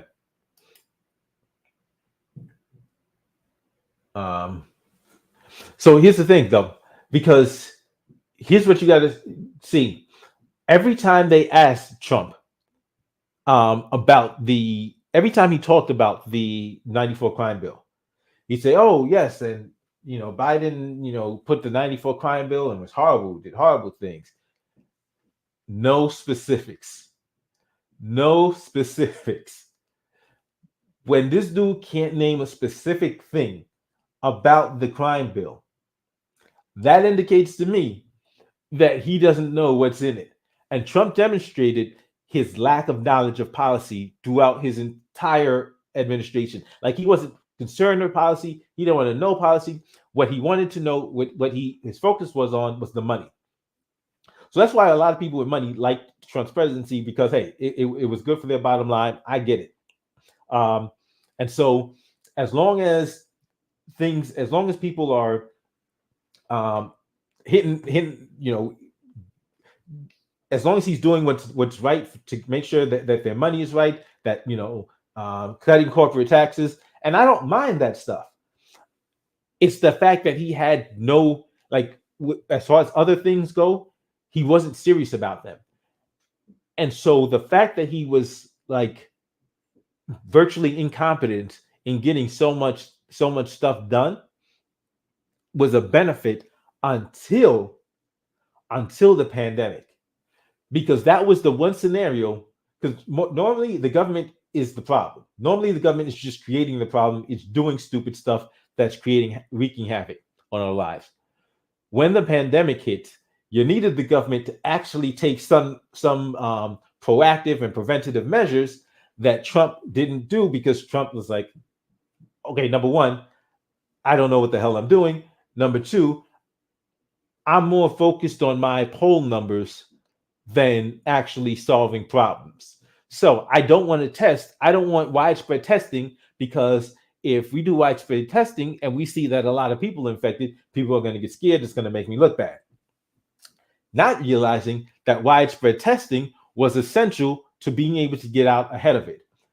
The funny thing was, the Democrats didn't want widespread testing either. Why did the Democrats not want widespread testing?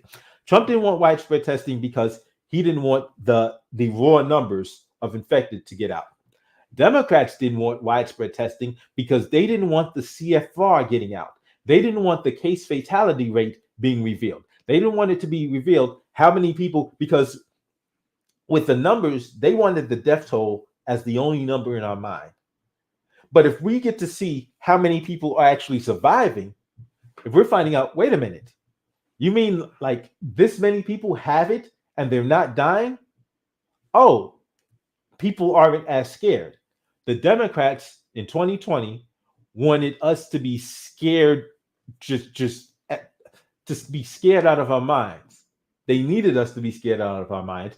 They needed this thing to look as bad as possible, because that was how they beat Trump. The things that they did throughout that year, and the fact that they wanted to make sure the pandemic persisted, they needed that pandemic to continue to exist in order to beat Trump. Because what if the vaccines had come out a month, 2 months before the election? President Trump is in office right now.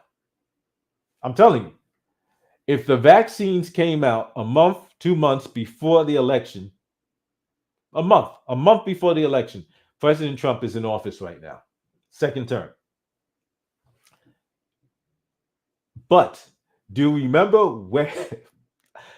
when the vaccines were first announced? The vaccines were first announced as being available for the public the week after the election. That's all I got to say about that. Oh, did you hear that Amazon had Chris arrested for trespassing? No, I didn't know that. Wow. They're in their feelings. They're pissed off. If you get paid to help people, it behoves you to continue to have people to help. That's how you get paid. Yeah, you see, my philosophy is I want to solve problems. So, like, if I start, like, even when I ran for office, I have no interest in being a career politician. I don't want to do that job for a significant period of time. I want to get in, make some changes, get out. That's my focus. So even when it comes to the nonprofit angle, the same thing. I want to create a nonprofit, solve a problem, get it out the way. Like, there's no reason, like, that's it. Like, there's other things I can be doing with my time. There's other things I would rather be doing with my time. Let's solve a problem, move on. There's plenty of problems for us to solve. Let's start solving them.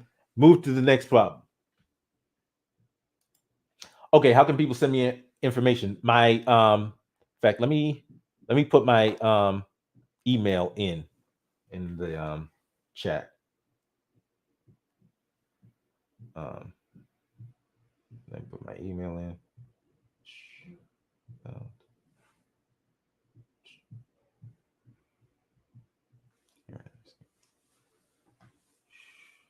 Um, I'm gonna put it in right now.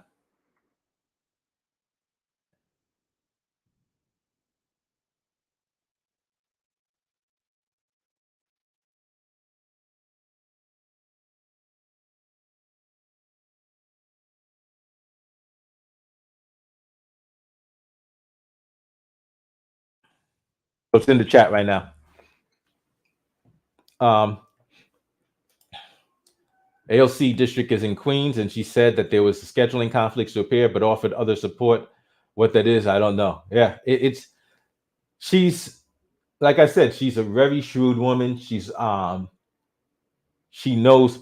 So no, LIC is bordering her district. Her district borders and I forget the woman whose district is Long Island City.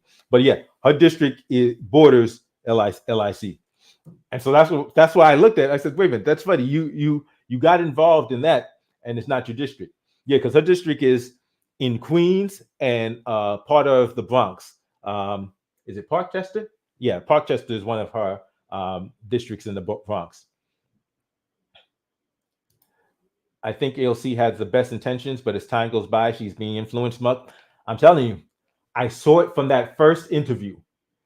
So not just from that first interview, but okay, so from that interview, I got to see her just say stuff and then the backtrack because people thought she didn't know what she was talking about.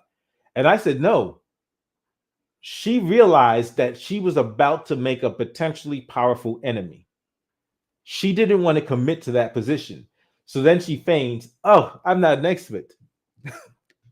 But you kind of are. And then you see like the way she was, the tactics she used to get Joe Crowley to debate her. You know, she used these guerrilla tactics. And then when people tried to get her to debate, she starts coming out with stuff like, oh, it's like she's being catcalled, and she's using all of this rhetoric to like manipulate people. I'm like, wow, she is good. She is good.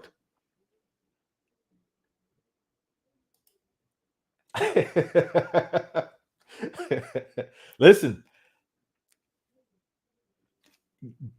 yes, I'm not gonna lie. I'm not gonna lie. Yes, she is. AOC is an airhead, doesn't understand. Listen, don't get it twisted. Just because she's advocating for certain policies, or just because she's publicly advocating for certain policies, doesn't mean she actually believes those policies. Once again, she has a bachelor's degree in economics and international relations. She has a bachelor's degree in economics. She knows what she's doing. AOC looks like, wow, y'all are roasting AOC. Okay. I know a lot of bartenders, more than I like to admit to, and none are dumb. Yeah. And in it, you get the gift of gab. Like if you got the gift of gab as a bartender, or even in service industry, waitressing and waiters and waitresses, like that's the key to tips. You got the gift of gab, like you'll chat up, customers and get beautiful tips. Customer service, yeah, it's about being a people person. Let's be real, most politicians speak in vague, but she's better than most. She's better than most because, and it's the combination of the things she does. It's surprising because Candace Owens actually caught on to something she does, and I was like, okay, I got to give Candace Owens credit. Don't agree with Candace Owens on anything. That's not true. Every now and again, me and Candace will agree on something like, yes, the sky is blue. But Candace Owens caught something she did, and it's this way she'll start talking. she's a young woman, and she looks younger than she is, and she starts talking like a little girl. She starts doing this, and so what it does is it automatically, especially in men, it'll create this paternalistic instinct will come out, in that they'll be like deferential and more protective. So it's something she does to get people to lower their defenses and not be to be less adversarial with her, or to be non-adversarial with her, because now they feel like they have to protect her, and she'll do it to such magnificent effect, especially with like male anchors and reporters. And it's amazing when you watch her do it, and you watch people just all sorts all sense of journalistic like abilities gone, and now they're treating her like kid gloves, like, oh, like they have to look out for her. This woman is one of the 500. She's one of the 545 most powerful people in the country. Correction. She's one of the 500. She's one of the most powerful 545 people on the planet. I'm gonna say it again. She's one of the 545 most powerful people on the planet, and they treat her like she's like, oh, we don't want to offend you. Oh, this woman's a congresswoman in the United States, and she's one of the most influential congress people, from a political standpoint. Like, she's so like, it's insane that the way they interact with her in comparison to how powerful she is. So the Justice Democrats are the fathers of the current progressive start. Yes, they are. Corey, wow, Corey, out of Missouri, Corey Bush, Ilhan Omar, Rashida Tlaib, AOC,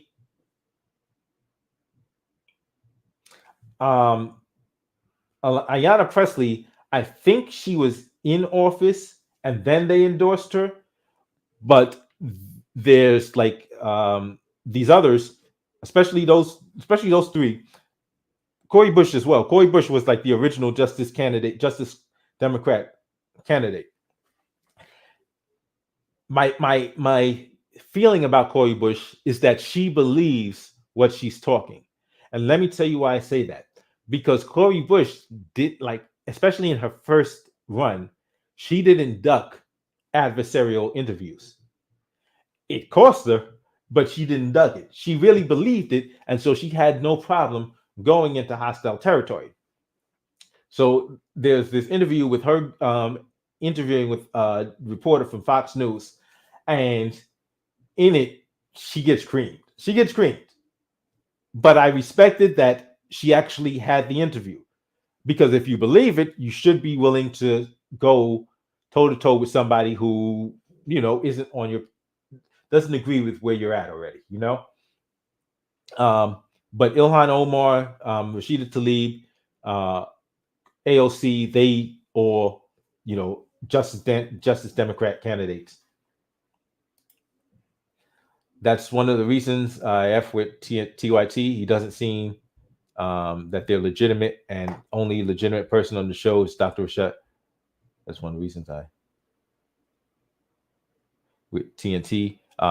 He doesn't seem that they're legitimate, and the only legitimate person on the show is Dr. Rashad Ritchie. Listen, I like Rashad Ritchie constantly brings on other people, like people with different backgrounds, different.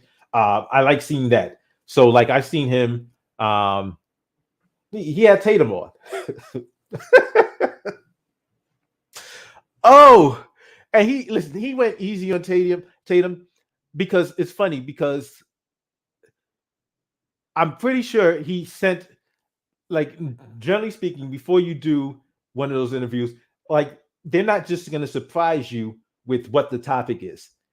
The producers are in touch with you. This is what we're talking about. This is the topic we're talking about. We're going to be touching some bullet points so that it can be an actual conversation between. Oh man. So they want to make sure he has. Okay, so they want to make sure he has. Come on.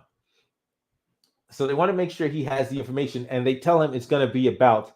I think it was about the George Floyd bill, and he asked him a question about it, and Tatum's response is, well, I don't want to say like he says, like, do you support the George Floyd bill? And he says, well, I don't want to say whether I support it or not because I don't know what's in it. It's like, but that sums up Tatum and Candace Owens. They don't read. No research. We're not actually going to do research. We're just going to use talking points and just make stuff up. But yeah, I've seen Rashad Ritchie have, like people like them on. He's had libertarians on. I know he had Brad Palumbo on. He might have had Hannah. I keep drawing blanks, but he might have had a couple of libertarians on. I know he had Brad Palumbo on, and that was a pretty good interview. Yes, he did have Hannah. Yeah, he did have her on as well, because I remember she was breaking down certain points. Yeah. That was those. In fact, I might do some kind of semi reactions to those interviews, because those were some pretty good interviews.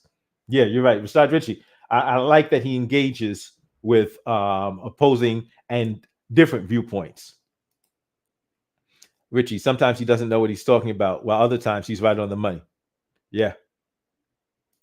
By the way, Cenk Uygur, the leader of TYT, was called out by another YouTuber, Actual Justice Warrior, last week. Apparently, he'd been writing the same book for the last 3 years and hasn't refunded.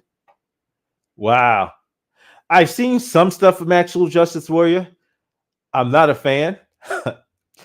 But I'll check out that. I'll check. In fact, yeah, let me write that down. Actual Justice Warrior, Cenk Uygur. Let me write that down, because I'll look up that that interview. Actual Justice Warrior, but not that interview. That episode on Cenk Uygur.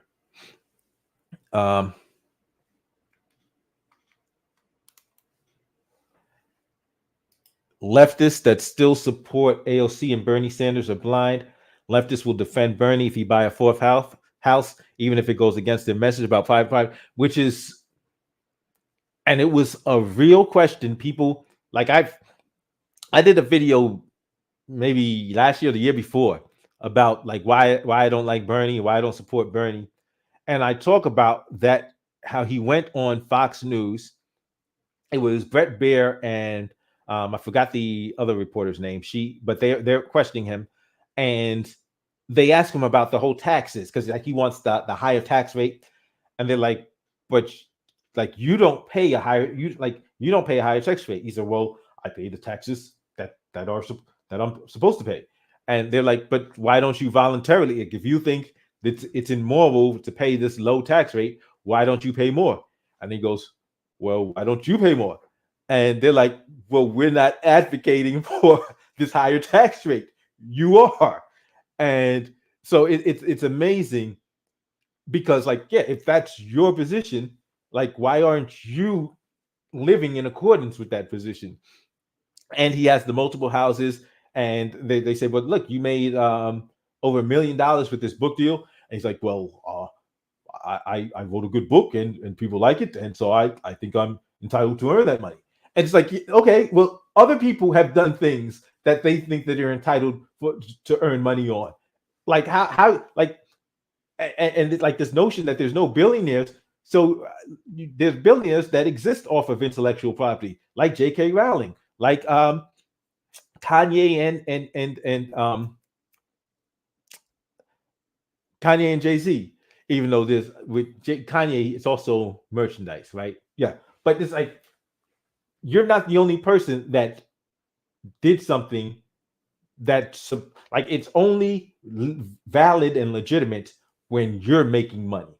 When other people are making money, they're exploiting people, and it's all kinds of nonsense. I see AOC's district in Astoria. Honestly, Queens to me is a nexus. First Street, First Avenue. It's I hate that. Like I hate that part of Queens. Like it's so ridiculous. It's like how many different like 91st Street and 91st Avenue versus 91st Road. It's like what? Who thought of this? Who decided to the way Queens it's horrible. It's absolutely horrible. You're right. That should be a federal crime. I don't care if there's jurisdiction for it. I'm joking. Uh, I have to say I'm joking because somebody say, "Ha, you you support the anti-constitutional policies." Trump handling of COVID, not BLM, was the issue that tanked him. Oh, absolutely, absolutely. They tried to say that the reason why Trump lost is because he was trying to quote the black vote. No, Trump didn't commit. Trump's refusal to commit to courting the black vote hurt him because he wanted to do some. He wanted to tap dance. He wanted to just like put a toe in the water and then not like the guy that just left Fox News is on CNN Plus. He specifically asked Trump, "What do you have? What plans do you have for the black community, for black voters, African Americans?" And then Trump spends 20 seconds talking about how Biden is horrible because of the 94 crime bill, and then spends the next minute and 40 seconds praising the police.